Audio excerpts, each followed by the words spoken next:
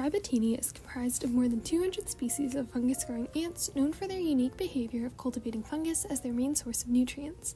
The member species of this tribe follow a typical ant life cycle and undergo a full metamorphosis.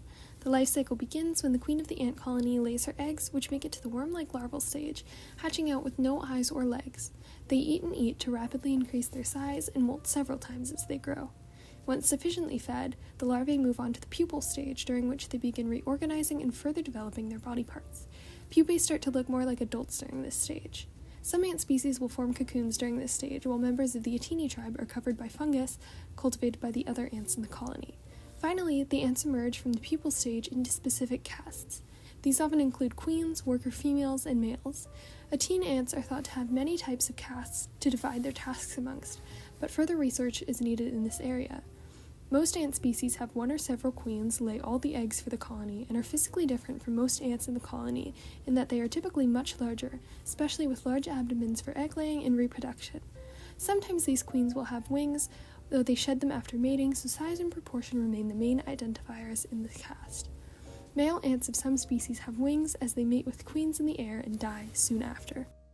Millions of years before humans realized the benefits of growing their food in a large-scale and systematic way, ants had mastered the art of agriculture. Ants of the Antine tribe have an obligate mutualistic relationship with their fungal cultivars. These avid farmers are provided with food for their broods, while the fungus receives protection from competitors and pathogens and help with dispersal of their spores. This ability has only evolved once for ants, about 50 to 60 million years ago, with approximately 200 known species practicing the skills today. There has been no evolutionary reversal of this practice.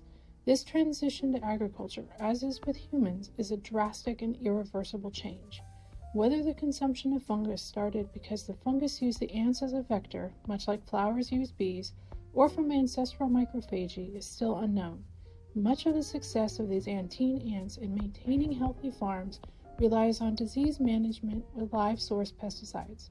Due to their tens of millions of years head start, these ants could provide us with valuable clues on how to be more successful ourselves in the practice of agriculture. Ants in the Attini tribe have a mutualistic relationship with fungi through dispersal, nutrition, and protection. Ants can disperse fungi spores through interaction and use of fungi through gardening. Both fungi and fungus-growing ants receive nutritional benefits through each other that they cannot find on their own. The ants will directly fertilize the fungus through plant matter. In turn, the fungus will break down any indigestible or toxic materials in plants by secreting digestive enzymes into the plant matter. The cultivation of fungus benefits the fungus and Attine ants through protective mutualism as well. Ants will keep the fungal garden healthy through removing any competing fungi and compromised bits of fungus. The housing of fungus in the nest will also reduce interactions with natural enemies and exposure to harsher climates. Fungus can coat the ants as well, to protect them from predators, parasites, pathogens, and even drying out. The relationship between Attine ants and fungus can transform from facultative to obligate, causing morphological adaptations of both ants and fungi, asexuality in fungus, and changes of social behavior in ants. Through mutualism, both species have more chances to evolve and become more resilient. Both the Attine ants and fungi have developed key behaviors that help to benefit not just themselves but also each other. Now, because they live in the neotropics of Central and South America, which are wet and humid and rich in resources, they are in constant competition. Within an ant colony, workers act as little gardeners and keep the fungi in nice shape as they protect against intruding fungi.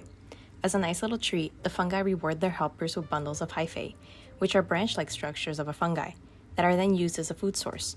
These interactions make a relationship that is of mutual absolute dependence, meaning that they are both equally dependent on each other. Learning about the different layers of ant-fungus interactions such as these provide a deeper understanding into the surrounding ecosystem and its health, all of which can help to improve our environment and way of life.